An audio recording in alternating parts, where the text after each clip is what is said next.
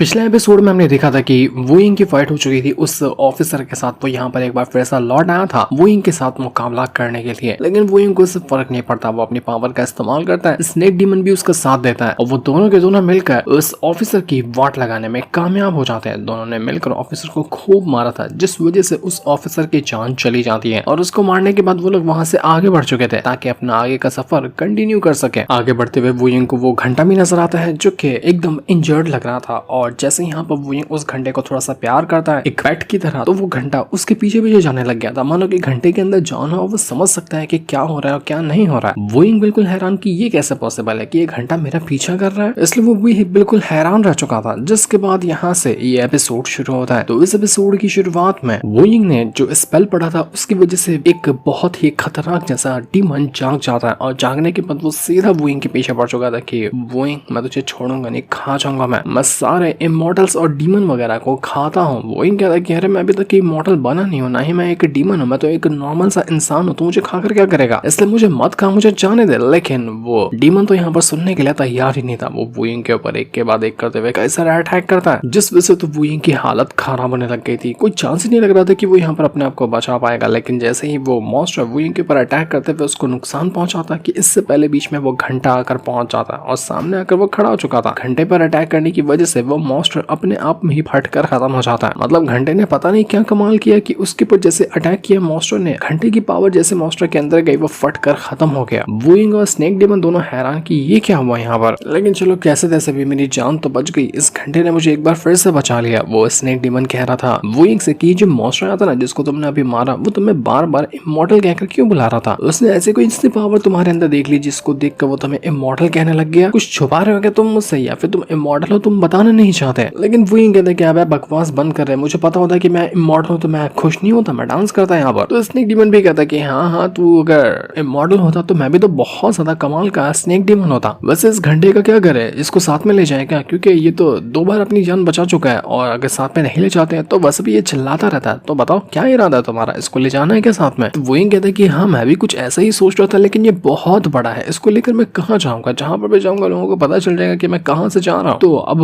वुइंग ने यहाँ पर ऐसा कहा ही था कि तभी वो घंटा जो होता है वो वहां से गायब हो जाता है। यहाँ पर देखने पर वुइंग हैरान हो चुका था कि अरे घंटा चला कहाँ गया, मैं तो उसको यहीं पे ढूंढ रहा था ना, मुझे वो कहीं दिखाई क्यों नहीं दे रहा। लेकिन तब वो घंटा उसके चारों तरफ आवाज करते हुए घूमने लग जाता है। तब यहाँ पर वुइंग को पता चलता है कि उस घंटे ने अपने आप को छुपा लिया है। देखते ही देखते वो जो घंटा था वो वुइंग के स्पिरिचुअल वर्ल्ड के अंदर आकर पहुंच जाता है। यहाँ पर खुद वुइंग पहली बार आया था, वो समझ नहीं पाता कि ये जगह कौन सी है। घंटा यहाँ पर आने के बाद वुइंग से कहने लग जाता है कि लड़के तुम्हें पता है तुम ना बहुत ज्यादा खास इंसान हो, तुम्हारी की एनर्जी जो है वो और तुम्हारी ब्लड कल्टीवेशन वो दोनों के दोनों आपस में बहुत अच्छे से कनेक्शन बना पा रहे हैं, जिस वजह से तुम अब ऑलरेडी अपना स्पिरिट की गैदरिंग रैल्म के पीक पर पहुंच चुके हो। और यहाँ पर पहुंचने के बाद सबको अपने स्पिरिचुअल वर्ल्ड के अंदर जाने का मौका मिलता है, जैसा कि अब तुम यहाँ पर आए हो। वुइंग कहने लग जाता है कि ये क्या होता है, इसके क्या फायदे होते हैं, ये कुछ आप मुझे डिटेल में बताओगे, मुझे कुछ समझ में नहीं आ रहा। तो वो घंटा कहने लग जाता है कि देखो मैं तुम्हें बता तो दूंगा, लेकिन अब जब तुम्हें कोई भी जानकारी नहीं है स्पिरिचुअल वर्ल्ड क्या होता है, तो यही चीज तो तुम्हारी कल्टीवेशन को अभी तक के रोके हुए और तुम आगे और स्ट्रॉन्ग नहीं बन पा रहे। तुम्हें एक स्पिरिचुअल वर्ल्ड के बारे में समझना चाहिए, किस तरह से तुम अपनी बॉडी के सभी हिस्से जो है ना उनको स्ट्रॉन्ग बना सकते हो, उसको सोचना चाहिए। किस तरह से तुम अपनी एक स्पिरिट को रिफाइन कर सकते हो, ये सारी चीजें तुम्हें सोचनी चाहिए। जब तुम पहली बार यहाँ पर आए हो ना, तभी मुझे समझ में आ गया कि तुम्हें इसकी कोई जानकारी नहीं है। जब ये सब नहीं करोगे तो आगे बढ़ोगे कैसे। तो वुइंग हैरान रह जाता है कि आप मुझे बताओगे कि मुझे क्या करना चाहिए, मैं स्ट्रॉन्ग तो बनना चाहता हूँ, जो कहोगे मैं वो करने के लिए तैयार हूँ। तो घंटा कहता है कि जब तक तुम यहाँ पर अपने आप को खुद को ही अच्छे से नहीं समझोगे ना कि तुम्हारे अंदर क्या खासियत है, तुम किस तरह के इंसान हो, तब तक कि तुम अपना गोल्डन कोर रैल्म को ब्रेक थ्रू नहीं कर पाओगे। तो वुइंग कहना चाहता है कि ये गोल्डन कोर रैल्म क्या होता है। मुझे लगा था कि इस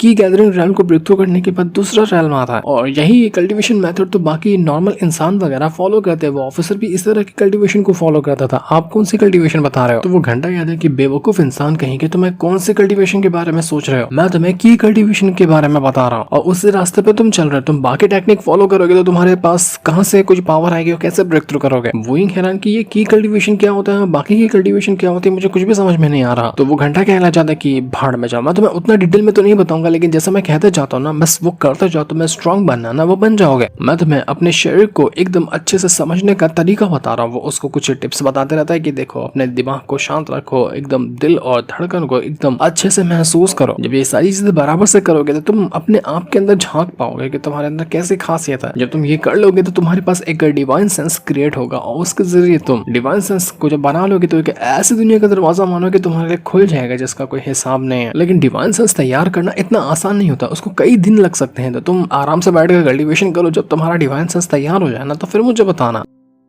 लेकिन जब तक वो अपना सेंटेंस पूरा भी नहीं किया था कि तब तक के वुइंग ने अपना डिवाइन सेंस तैयार कर लिया। घंटा पागल हो गया था कि भैंस की टांगे तूने किया कैसे। मैं तो तुझे अभी बता ही रहा था कि क्या करना है क्या नहीं करना है, मेरे बताने से पहले तेरा काम हो गया। मुझे लगा था कई दिन लगेंगे तुझे ये करने में, तूने ये किया कैसे, कितनी स्पीड से कल्टीवेशन करता है। इसके बाद हम युआन क्लान का सीन देखते हैं जो कि 8 ग्रेट क्लान में से एक है। यहाँ पर एक लड़की बैठी हुई होती है जिसका नाम था वियांग और वो अपने बारे में हमें बता रही थी कि मेरा जन्म हुआ था इस युआन क्लान के अंदर जो कि 8 में से एक सबसे खास क्लान है। अब इतने बड़े क्लान के अंदर पैदा होने का मतलब ये है कि जिंदगी तो शान वाली होगी। ऐसे मेरी भी थी, बचपन मेरा बहुत अच्छे से गुजरा, महंगे महंगे कपड़े, महंगी महंगी चीजें, सब कुछ मेरे पास थी। लेकिन जब मेरी एज हुई, मैं इतने काबिल हुई दुनिया को समझने के, तब मेरे ऊपर जिम्मेदारी डाल दी गई और तब जाकर मुझे पता चला कि इस क्लान में पैदा होने का मतलब ये है कि हमें अपने लिए नहीं जीना है बल्कि क्लान के लिए जीना है और अपने लोगों के लिए जीना है, जैसा कि मेरे पेरेंट्स जिया करते थे। हमारी जिंदगी हमारे ऊपर डिपेंड नहीं होती है, हमारे अपनों के ऊपर डिपेंड होती है। जब तक उनका ख्याल रखेंगे ना तभी हमें हमारी जिंदगी का मकसद मिलेगा। तो जैसे ही यहाँ पर वियांग आगे बढ़ी थी, वहाँ पर एक एल्डर आकर पहुंच जाता है और वो वियांग को देखकर कहने लग जाता है कि अरे आप इतना तैयार होकर कहाँ जा रही हो, आपको शादी करने के लिए नहीं जाना है, आपको थोड़ा कल्टीवेशन वगैरह का एक्सपीरियंस गेन करने के लिए जाना है, तो तैयार होकर जा रही हो, मानो शादी करने जा रही हो, इसलिए ऐसे कपड़े मत पहन के जाओ। तो ये सुनकर वियांग जो थी वो अपने कपड़े चेंज करके आ जाती है और एक के बाद एक करते हुए वो कई सारे कपड़े चेंज करती है। लेकिन हर बार उसका जो वो अंकल था एल्डर बार बार उससे कहता कि क्या बकवास पहन के आ रही हो, जाओ चेंज करके आओ, चेंज करके आओ। कई सारे कपड़े चेंज करने के बाद भी उसको पसंद कोई आता ही नहीं। लेकिन जब वो एक लड़के जैसे कपड़े पहनती ना तो वो अंकल कहता कि हाँ ये ठीक लग रहा है, इसमें लग रही हो ना कि शाही घराने से जा रही हो, एकदम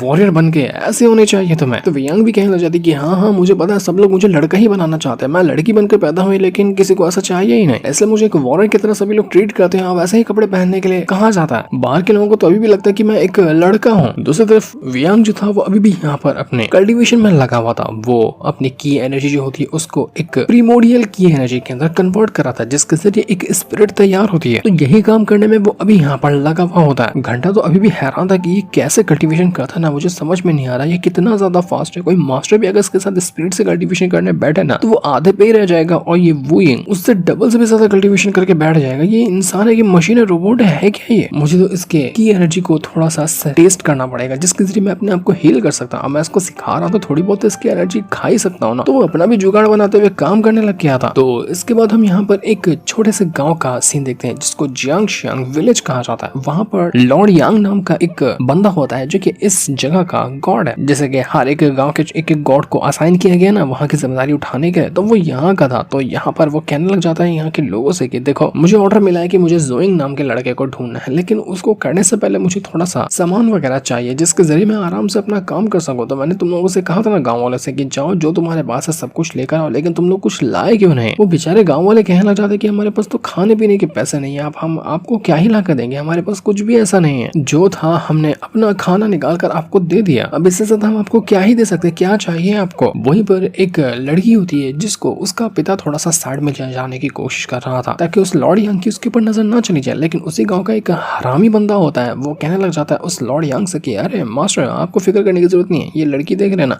हमने इसको तैयार किया आपको देने के लिए, ले जाइए इसको, जो करना है इसके साथ करिए और हमें बख्श दीजिए, यही हमारी ऑफरिंग है जो आपको देना चाहता है। तो ये देखकर वो लॉर्ड यांग कहना चाहते कि अरे ठीक है अच्छी बात है। वो उस लड़की को उठा लेता है और कहने लग जाते कि अरे कितनी पतली हो, लेकिन ठीक है काम चला लूंगा मैं अपना, खाते पीते रहती तो और अच्छा रहता ना इसके लिए। वो पहले यहाँ पर उस लड़की को कुछ खाने के लिए भी देता है और उससे कहता है कि थोड़ा सा अपना वजन बढ़ा लो, उसके बाद मजा आएगा फिर मुझे। तो वहीं से ना जोइंग जो था वो भी गुजर रहा था। वो जैसे यहाँ पर ये नजारा देखता है थोड़ी देर के लिए रुक जाता है ताकि देख सके कि अब यहाँ पर ये जो डीटी है वो परेशान कर रहा है इस गाँव वालों को, तो इसका कुछ ना कुछ तो करना पड़ेगा। लेकिन अभी वो क्या करेगा वो सोच ही रहा था। स्नेक डीमन कहता है कि अरे यार चल यहाँ से, ये अपना मैटर नहीं है, बिना मतलब के क्यों फंस रहा है यहाँ पर, अपने को बहुत सारे काम है। लेकिन जोइंग का दिल नहीं चाह रहा था कि वो यहाँ से जाए। देखते ही देखते वो जो लॉर्ड यांग था वो उस लड़की को खाने की तैयारी करने लग जाता है। वो कहना चाहता है कि मैं तुझे आराम से चबा चबा कर खाऊंगा, बहुत मजा आएगा। तो वैसे ही वुइंग जब आगे बढ़ रहा था ना तो उसको यहाँ पर उस लड़की के चिल्लाने की आवाज आ रही थी। उसका दिल नहीं चाह रहा था कि नहीं, मुझे नहीं लगता कि मुझे यहाँ से जाना चाहिए, मैं ऐसे चला जाऊंगा ना तो ये गिल्ट मुझसे बर्दाश्त नहीं होगा। स्नेक डीमन उसको समझा रहा था कि भाई मत जा, रुक जा रुक जा, मत जा तू। लेकिन फिर भी वो इनका दिल चाह ही नहीं रहा था कि वो यहाँ पर रुके, इसलिए वो अपने कदम रोक लेता है और वापस से जाने की तैयारी करने लग गया था कि नहीं मुझे जाकर उस लड़की को बचाना होगा।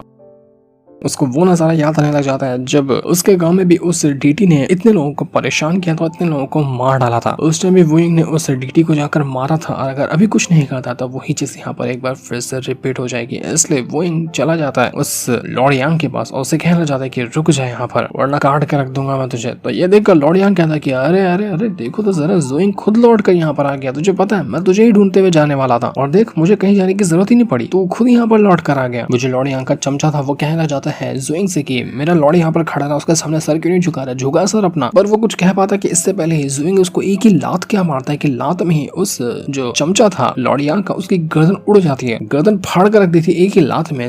वुइंग ने उसकी पूरे गांव में अफरा तफरी मच चुकी थी, सारे लोग अपनी जान बचाकर इधर उधर भागने लग जाते कि ये क्या हो रहा है यहाँ पर। किसी इंसान ने लॉर्ड यांग को गुस्सा दिला दिया, अब वो किसी को नहीं छोड़ेगा, सब कुछ खत्म हो जाएगा। सब लोग वहां से भागने लग गए थे लेकिन वुइंग और स्नेक डीमन तैयार थे लॉर्ड यांग की बचाने के लिए। वो दोनों यहाँ पर उससे लड़ने के लिए तैयार होते हैं। स्नेक डीमन कहता है कि मेरे मास्टर को देखा ना, मेरा मास्टर वुइंग बहुत खतरनाक है, अगर तू अपनी जान बचाना चाहता है ना तो सबसे पहली फुर्सत में यहाँ से निकल ले, क्योंकि मेरे मास्टर को गुस्सा आया तो वो तुझे कच्चा चबा जाएगा और पता भी नहीं चलेगा कि तू कहाँ गायब हो गया। उससे पहले भी वो कई सारे तेरे से गॉड्स को मार चुका, तो तू कौन सी बड़ी चीज है उसके लिए। तो लॉर्ड यांग कहता है कि हाँ मैं जानता हूँ कि तूने बहुत सारे गॉड्स को मारा, तेरी स्किल भी कमाल की, लेकिन तुझे क्यों लगता है कि मैं उनसे ज्यादा कमजोर हूँ या उनके जैसा हूँ? मैं उनसे कहीं गुना ज्यादा स्ट्रॉन्ग हूँ और बेटा मुझे मारने में तेरी हवा निकल जाने वाली है। वो सीधा यहाँ पर पहले तो स्नेक डीमन के ऊपर अटैक करते हुए उसको उठाकर दूर ही फेंक देता है, जिस वजह से स्नेक डीमन की हालत खराब हो गई थी। लॉर्ड यांग कहना चाहता है वुइंग से कि वुइंग झुक जा मेरे सामने, अपने गर्दन झुका ले मेरे सामने वरना तू बचेगा नहीं। तो ये देखकर वुइंग कहना चाहता है कि मैं जब से पैदा हुआ हूं ना आज तक किसी के सामने गर्दन झुकाई नहीं है, तो तुझे कैसा लगता है कि मैं तेरे सामने गर्दन झुकाऊंगा? तो मेरे हाथों से मरने के लिए तैयार हो जा। वो तुरंत अपनी पावर का इस्तेमाल करता और पावर का इस्तेमाल करने के बाद वो लॉर्ड यांग से फाइट करने के लिए तैयार हो चुका था। लॉर्ड यांग देखकर कहना चाहता है कि कमाल की बात है कि तेरे अंदर एटीट्यूड बहुत ज्यादा है और अच्छा लगता है ये देखकर मुझे कि सामने वाला बंदा मुझसे लड़ने के लिए पूरी तरह से तैयार होता है, लेकिन ये तेरा जोश जो था ना वो आखिरी होगा तेरी जिंदगी का, मैं तुझे मार देने वाला हूँ। वो तुरंत यहाँ पर अपनी पावर का इस्तेमाल करते हुए वुइंग के ऊपर अटैक करने की कोशिश करता है, लेकिन वुइंग को फर्क नहीं पड़ता। वो शुरुआत के सारे अटैक को डिस्ट्रॉय करके रख देता है उसी लॉर्ड यांग के। तो लॉर्ड यांग कहता है कि नॉट बैड, कमाल की बात है, तेरे पास सच में कोई ना कोई तो अच्छी स्किल है। मैं इससे पहले किसी ऐसे बंदे से नहीं मिला जो कि नॉर्मल इंसान हो तेरे ऐसा, लेकिन अटैक इतने कमाल के हो और मेरे अटैक को रोक भी ले। वो तो लॉर्ड यांग अपने कई सारे फ्लाइंग स्वॉर्ड टेक्निक का इस्तेमाल करता है और उसके जरिए वो यहाँ पर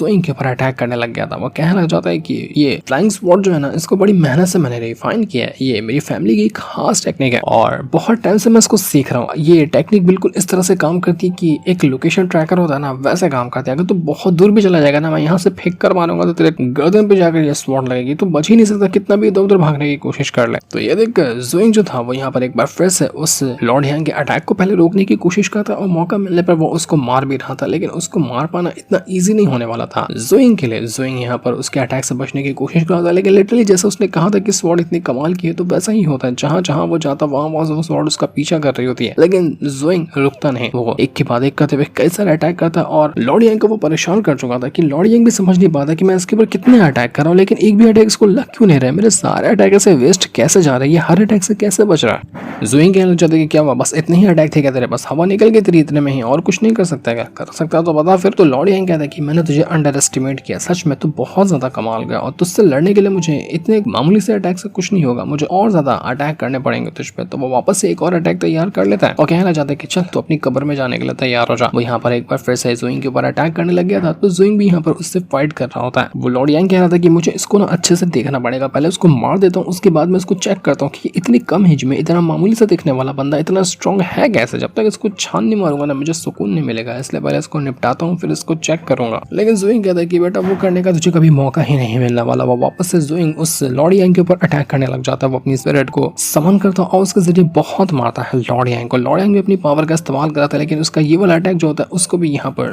वुइंग ने डिस्ट्रॉय करके रख दिया था। दो के दो अटैक आए थे उस लॉर्ड यांग के, दोनों को वुइंग ने खत्म कर दिया। लॉर्ड यांग पागल हो जाता है कि नहीं ये हो ही नहीं सकता, ये तू कर कैसे पा रहा है। वुइंग कहता है कि बस बहुत हो गया, मैं बहुत कुछ कर सकता हूँ और क्या कर सकता हूँ वो अभी मैं तुझे दिखाता हूँ। वो तुरंत चला जाता है उस लॉर्ड यांग को मारने के लिए, लेकिन इस बैटल में कौन जीता वो तो अभी हमें नहीं दिखाया जाता, वो हमें पता चलेगा नेक्स्ट एपिसोड के अंदर, जिस दिन को दिखाते साथ ही ये वाला एपिसोड यहीं पर एंड हो जाता है। Thanks for watching.